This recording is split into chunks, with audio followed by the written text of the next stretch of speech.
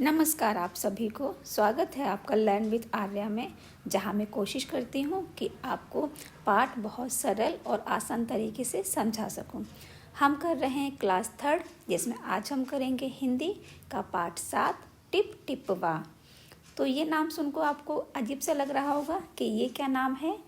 ये जो नाम है वो हमारा पाठ 7 एक कहानी है। तो इसमें क्या है, देखो आपको पता है जब बारिश होती है तो बारिश के मौसम में जो कमज़ोर घरों की छत होती हैं वो टपकने लगता है ना। तो आपने देखा होगा जैसे घर की जो छत है वो बहुत कमज़ोर है तो कहीं ना कहीं से बारिश का पानी टप टप करके नीचे आता है। तो जब पानी टपकता है तो वो कैसी आवाज़ करता है, वो करता है टिप टिप टिप टिप। तो हम आम बोलचाल की भाषा में बोलते हैं कि पानी टिप टिप करके बरस रहा है, क्योंकि पानी की जो आवाज़ है वो टिप टिप करना है। तो हमारी ये जो कहानी है टिप टिप वाह, ये उत्तर प्रदेश की एक लोक कथा पर आधारित है। तो उत्तर प्रदेश की जो भाषा है ना उस पर ये आधारित हो जाएगी। तो जैसे हम नॉर्मल, जैसे क्या हम बहुत खुश हैं तो हम शब्दों को अलग तरीके से बोल देते हैं, और यदि कोई गुस्सा होता है या परेशान होता है तो उस शब्द को थोड़ा अलग तरह से बोल देता है। तो ये जो टिप टिप वाह शब्द बना है ये टिप टिप शब्द से बना है। तो इस कहानी में क्या है, एक बूढ़ी अम्मा है, वो बारिश हो रही है, उसका घर टपक रहा है तो बहुत परेशान है। और उसी परिस्थिति में उसका जो पोता है वो उसको जिद कर रहा है कहानी सुनाने के लिए। तो दादी ने परेशानी में, मतलब झुंझलाहट में, उस बच्चे को बोल दिया है कि ये टिप टिप वाह परेशान कर रहा है, मतलब ये टिप टिप वाह तो बंद हो जाए। तो पोता पूछता है ये टिप टिप वाह क्या है। तो टिप टिप वाह जो शब्द है वो टिप टिप से ही बना हुआ एक शब्द है। तो ये केवल एक बोलचाल की भाषा का अंतर है जो टिप टिप से टिप टिप वाह कर दिया है। तो और अच्छे समझने के लिए हम पढ़ते हैं हमारा पाठ 7 टिप टिप वाह, जो उत्तर प्रदेश की एक लोक कथा पर आधारित है।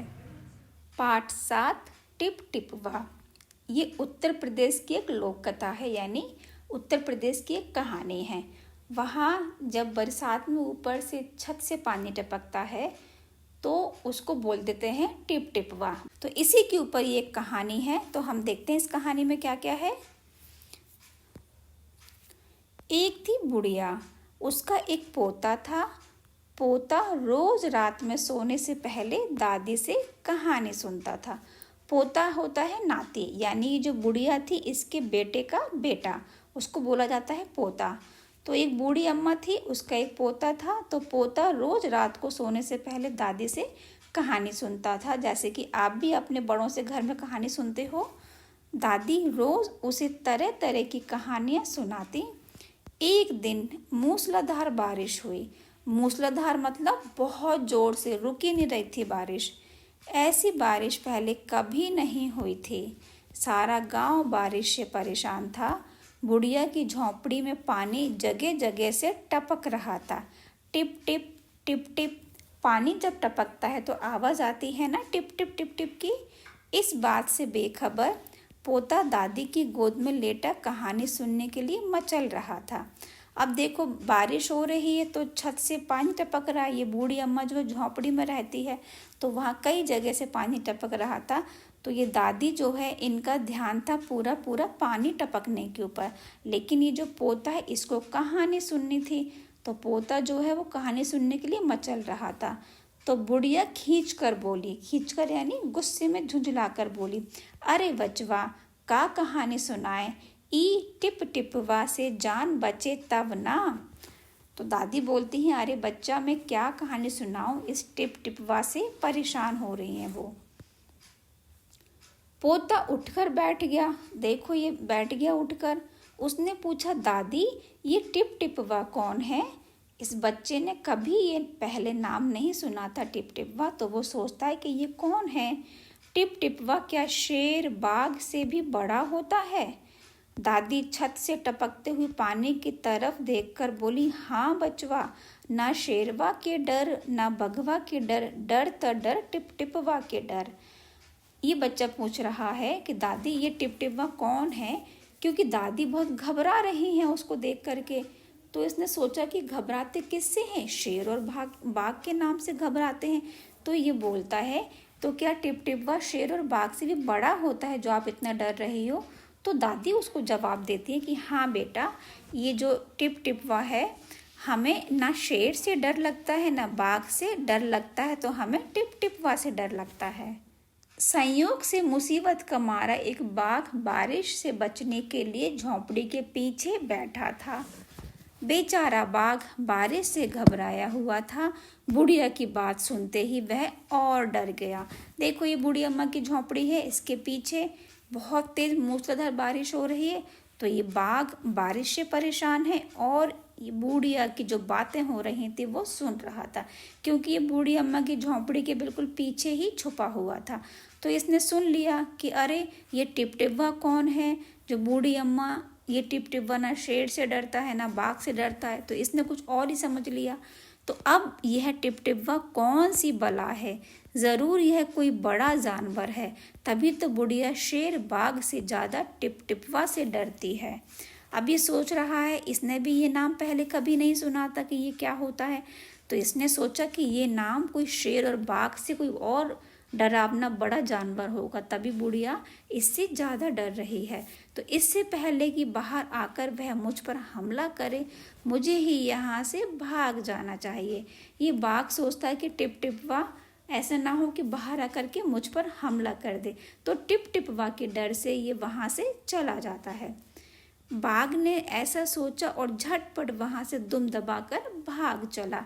क्यों भाग चला? ये भी टिपटिपवा नाम सुनकर डर गया। उसी गांव में एक धोबी रहता था, वह भी बारिश से परेशान था। देखो, ये धोबी है, बारिश से परेशान है ये भी। आज सुबह से उसका गधा गायब था। सारा दिन वह बारिश में भीगता रहा और जगह जगह गधे को ढूंढता रहा, लेकिन वह कहीं नहीं मिला। अब देखो, बारिश में कौन कौन परेशान है। बारिश में दादी परेशान है क्योंकि उनकी छत टपक रही है। पोता परेशान है, दादी कहानी नहीं सुना पा रही हैं। ये बाघ भी परेशान है क्योंकि बहुत बारिश हो रही है और उस पर से इसको टिपटिपवा का डर भी बैठ गया है। और इधर ये धोबी भी परेशान है। क्यों परेशान है? क्योंकि इसका गधा गायब हो गया है। तो सारा दिन बारिश में भीग भीग कर ये गधे को ढूंढता रहा, लेकिन गधा इसे कहीं नहीं मिला। धोबी की पत्नी बोली, जाकर गांव के पंडित जी से क्यों नहीं पूछते, वे बड़े ज्ञानी हैं, आगे पीछे सबके हाल की उन्हें खबर रहती है। तो धोबी की पत्नी बोलती है कि जाके पंडित जी से पूछ कर आओ, उनको वो बता देंगे कि तुम्हारा गधा कहाँ मिलेगा। पहले ये होता था कि जो गांव में जो पंडित जी हैं ये सोचती हैं कि पंडित जी को सब कुछ ज्ञान है, तो ये गधे के बारे में भी हमको बता देंगे कि वो कहाँ पर गया है, तो आप वहाँ जाकर पकड़ लाइएगा। अब देखो कहानी में आगे क्या होता है। पत्नी की बात धोबी को जच गई। अपना मोटा लठ उठाकर वह पंडित जी के घर की तरफ चल पड़ा। यह है धोबी, ये देखो इसने कितना मोटा लठ यानी लकड़ी है जिससे ये गधे को मारता होगा। तो अभी क्या, पंडित जी के घर की तरफ चल पड़ा। उसने देखा कि पंडित जी के घर में जमा बारिश का पानी उलीच उलीच कर फेंक रहे थे। अभी पंडित जी हैं, इनका घर भी है, घर के अंदर पानी आ गया है, तो ये क्या कर रहे हैं, बर्तन से निकाल निकाल करके फेंक रहे हैं। उलीच उलीच कर यानी कि हम दोनों हाथ से पानी भर भर के किसी बर्तन में रख के फिर फेंकते हैं, तो उसको बोलते हैं उलीच उलीच कर, या किसी कपड़े से या पोछे से उठा सकते हैं। तो ये कुल मिलाकर ये कि घर के अंदर का पानी बाहर निकाल रहे हैं। तो ये ऐसा करने में बहुत थक जाते हैं, परेशान हो जाते हैं।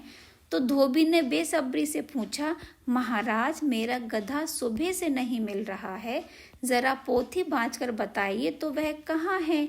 अब ये धोबी इनसे पूछ रहा है पंडित जी से कि मेरा गधा गायब हो गया है, अब बता दो कहाँ है। सुबह से पानी उलीचते उलीचते पंडित जी थक गए थे। धोबी की बात सुनी तो झुंझला पड़े और बोले, मेरी पोथी में तेरे गधे का पता ठिकाना लिखा है क्या, जो आ गया पूछने। अरे जाकर ढूंढ उसे किसी गढ़ई पोखर में। अब क्या है, पानी उलीचने से ये बहुत थक गए, परेशान हो गए, तो धोबी के ऊपर गुस्सा करके बोलते हैं कि मुझे नहीं पता तेरे गधे का कहाँ पर है, तो गधे को किसी गढ़ई पोखर में जाके ढूंढ। पोखर यानी होता है जहाँ पानी भरा रहता है और जानवर वगैरह आकर वहाँ पानी पीते भी हैं। तो देखो फिर आगे क्या होता है। और पंडित जी लगे फिर पानी उलीचने। इसके ऊपर झुंझुला कर जवाब दे दिया। फिर पंडित जी वापस अपने घर का पानी निकालने में लग गए। धोबी वहां से चल दिया। चलते चलते वह एक तालाब के पास पहुंचा। तालाब के किनारे ऊंची ऊंची घास उग रही थी। धोबी घास में गधे को ढूंढने लगा। पंडित जी ने बोला है ना, किसी गड़ई पोखर में जाकर ढूंढो, तो ये धोबी पहुंच जाता है। अब वहां क्या, लंबी लंबी तालाब यानी पोखर ही होता है। तो तालाब के किनारे ऊंची ऊंची घास बड़ी हुई है, लंबी लंबी घास। तो धोबी घास में गधे को ढूंढने लगा। उसने सोचा कि मेरा गधा इस घास के बीच में ही कहीं बैठा होगा। तो वो अपने मोटे लट्ठे से ढूंढने लगा उसको। किस्मत का मारा बेचारा बाघ टिप टिपवा के डर से वहीं घास में छिपा बैठा था। अब देखो, बाघ जो बूढ़ी अम्मा की झोंपड़ी के बाहर बैठा था, उसने टिप टिपवा की बात सुनी तो वहां से डर के मारे आ गया। अब वह इस घास में छिप गया। अब यहीं पर वो धोबी अपने गधे को ढूंढ रहा है। तो धोबी को लगा कि बाघ ही उसका गधा है। जब वह घास में अपने गधे को ढूंढ रहा था धोबी, तब उसको गधा तो नहीं मिला लेकिन बाघ मिल गया। लेकिन तब क्या, अंधेरा हो गया था और धोबी बहुत थक गया था, गुस्से में था, उस पर से बारिश हो रही है। तो उसने उस बाघ को ही गधा समझ लिया। अब देखो, उसने आव देखा ना ताव, लगा बाघ पर मोटा लठ बरसाने, अपने लठ से उसको मारने लगा। तो बेचारा बाघ इस अचानक हमले से एकदम घबरा गया। अब बाघ बारिश से परेशान है, टिप टिपवा से डर गया है, घास में बैठा है। तभी ये धोबी आता और लट्ठे से उसको मारने लगता है। तो वह और ज्यादा घबरा गया। बाघ ने मन ही मन सोचा, लगता है यही टिप टिपवा है, आखिर इसने मुझे ढूंढ ही लिया। अब अपनी जान बचानी है तो यह जो कहे चुपचाप करते जाओ। आज तूने बहुत परेशान किया, मार मार कर मैं तेरा कचूमर निकाल दूंगा। ऐसा कहकर धोबी ने बाघ का कान पकड़ा और खींचता हुआ घर की तरफ चल दिया। देखो, ये रहा धोबी और ये रहा बाघ। अब बाघ सोच रहा है कि यही टिप टिपवा है, इसने मुझे ढूंढ ही लिया। अब यदि मुझे अपनी जान बचानी है तो ये धोबी जैसा बोलेगा, यानी बाघ की नज़र में तो ये टिप टिपवा है। तो जैसा ये टिप टिपवा बोलेगा वैसा ही बाघ करेगा। अब क्या है, देखो, अब धोबी बहुत परेशान है कि इस गधे ने मुझे परेशान कर दिया है। तो वह बोलता है कि अब मैं मार मार के तेरा कचूमर निकाल दूंगा। अब धोबी ने इसका बाघ का कान पकड़ा और उसे खींचकर अपने घर की तरफ लाने लगा। बाघ बिना चू चपड़ किए भीगी बिल्ली बना धोबी के पीछे पीछे चल दिया। वो चुपचाप आने लगा। घर पहुंचकर धोबी ने बाघ को खूंटे से बांध दिया और सो गया। धोबी ने सोचा ये गधा है, तो जैसे अपने गधे को खूंटे से बांधता है, तो उसने बाघ को भी बांध दिया और जाके सो गया, क्योंकि रात का समय था। सुबह जब गांव वालों ने धोबी के घर के बाहर खूंटे से एक बाघ को बंधे देखा तो उनकी आंखें खुली की खुली रह गईं। अब देखो, धोबी ने तो रात में अंधेरे में बाघ को गधा समझ लिया और ला करके खूंटे से बांध दिया। लेकिन जब गांव वालों ने सुबह देखा कि अरे ये तो बाघ और खूंटे से बंधा हुआ, तो सबके सब हैरान रह गए। तो ये थी कहानी टिप टिपवा की। आपको कैसी लगी बताना। ये लिखी है गिरिजा रानी अस्थाना ने। तो अच्छी लगी ये कहानी आपको। अब हम इस कहानी में जितने भी कठिन शब्द हैं वो कर लेते हैं। पोता, नाती, मूसलाधार, बहुत तेज बारिश होती है तो उसको बोलते हैं मूसलाधार। मुसीबत यानी कष्ट या दुख। धोबी यानी कपड़े धोने वाला। पोथी बाँचकर यानी पत्रा देखकर। किस्मत, भाग्य। परेशान यानी कष्ट। खूंटे यानी जानवर बांधने के लिए जमीन में गड़ी लकड़ी जिससे जानवरों को बांधा जाता है। कौन किससे परेशान। इस कहानी में लगता है सभी परेशान थे।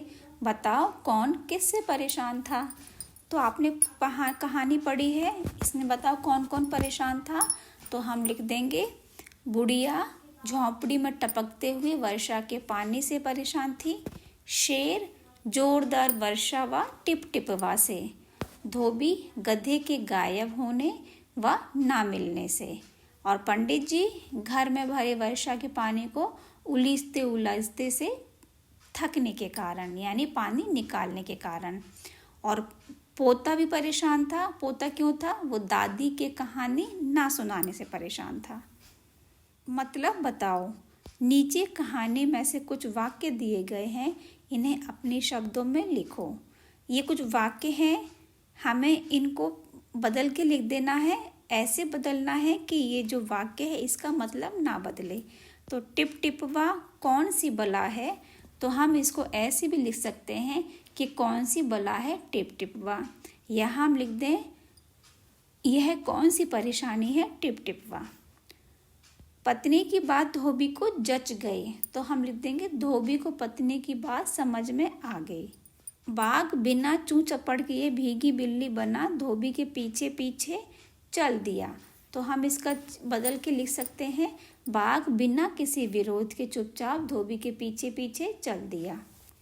ज़रा पोथी बाँचकर बताइए वह कहाँ है, तो जरा आप पत्रा में देखकर बताएं कि गधा कहाँ है, या गधा या वह शब्द है वो गधे के लिए आया है। तो हम ये भी लिख सकते हैं कि गधा कहाँ है या वह कहाँ है। याद करो तो पोता दादी की गोद में कहानी सुनने के लिए मचल रहा था। तुम किन किन चीज़ों के लिए मचलते हो, आपको बताना है कि आप किन किन चीज़ों के लिए ज़िद करते हो। मतलब मचलना मतलब ज़िद करना। तो हम लिख देंगे मैं भी दादी से कहानी सुनने के लिए मचलता हूँ। मैं उनसे नए नए खिलौने लाकर देने के लिए, उनके साथ घर से बाहर जाने के लिए व उनकी गोद में चढ़ने के लिए और उनके साथ खेलने के लिए मचलता हूँ, यानी जिद करता हूँ। कौन है टिप टिपवा?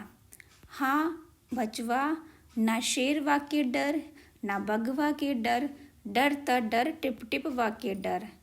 तो ये आप पंक्ति देख रहे हो, इस पंक्ति का क्या मतलब है? मतलब ये है कि ये बचवा बोला है बच्चे को, दादी बोलती है ना बच्चे को, तो शेरवा यानी शेर को और बगवा यानी बाघ को।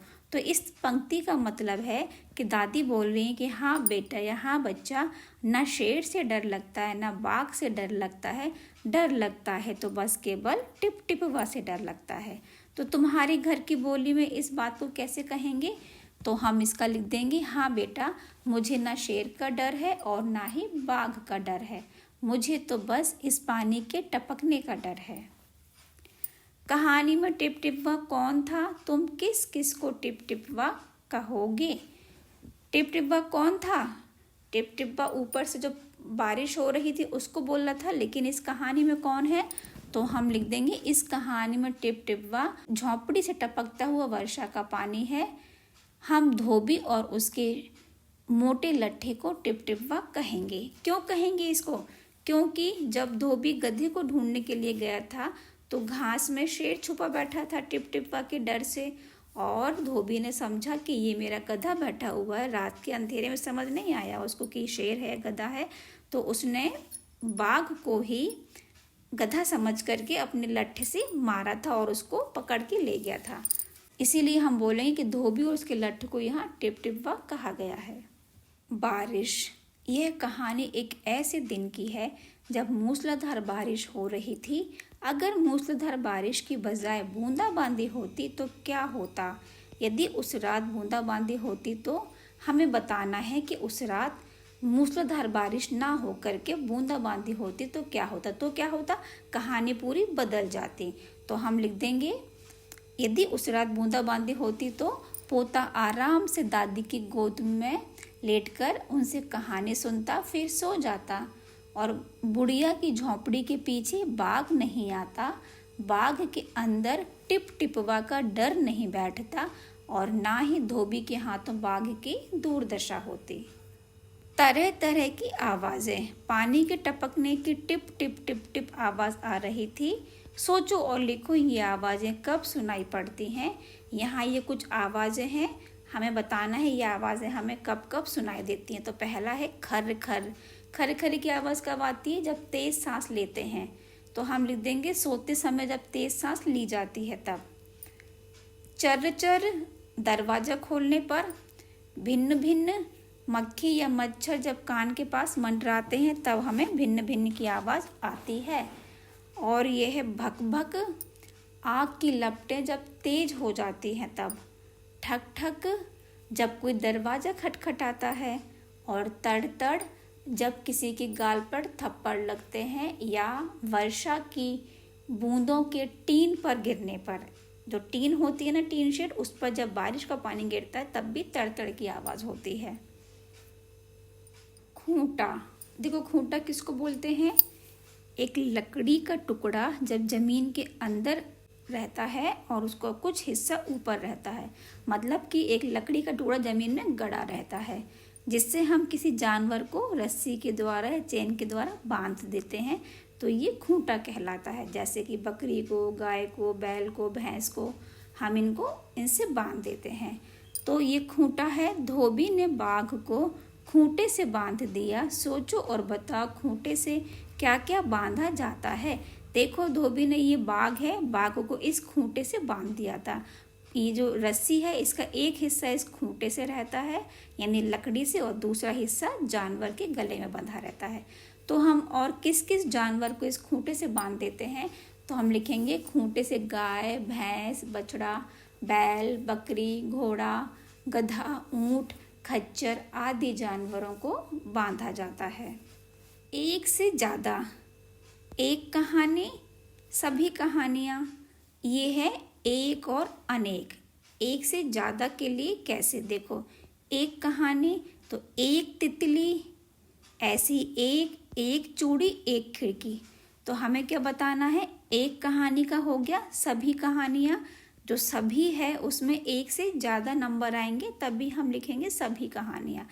एक तितली, कई तितलियाँ, एक का मतलब केवल एक, और कई आ जाएगा तो एक से ज़्यादा हो जाएगा। ऐसे ही यहाँ पर इसके बाद में क्या है, हम लिख देंगे एक नदी, तो एक नदी के बाद में यहाँ 10 नदियाँ। एक चूड़ी तो ढेरों चूड़ियाँ, एक खिड़की तो 4 खिड़कियाँ। ये एक लाइन है और ये एक से ज़्यादा हो गए यानी एक से अनेक हो गए। तो इस प्रश्न के साथ ही हमारे इस पाठ में दिए गए सारे प्रश्न उत्तर पूरे हो जाते हैं। आई होप आपको सभी समझ में आए होंगे। अब यदि आपने कहानी अच्छे से पढ़ी है और समझी है तो मैं आपसे 2 प्रश्न पूछती हूँ, आप मुझे उसके उत्तर बताइएगा। हमारा पहला प्रश्न है, धोबी क्यों परेशान था? और दूसरा प्रश्न है, पोता दादी से क्या जिद कर रहा था? तो आप सोचो और बताओ क्या है इनके उत्तर। तो इनके उत्तर हैं, देखो धोबी क्यों परेशान था? क्योंकि धोबी का गधा खो गया था और वह मिल नहीं रहा था, जिससे वह परेशान था। और पोता दादी से कहानी सुनने की जिद कर रहा था। तो इसी के साथ में हमारा ये पाठ पूरा हो जाता है। आई होप आपको समझ में आ गया होगा। Thank you so much. Bye bye.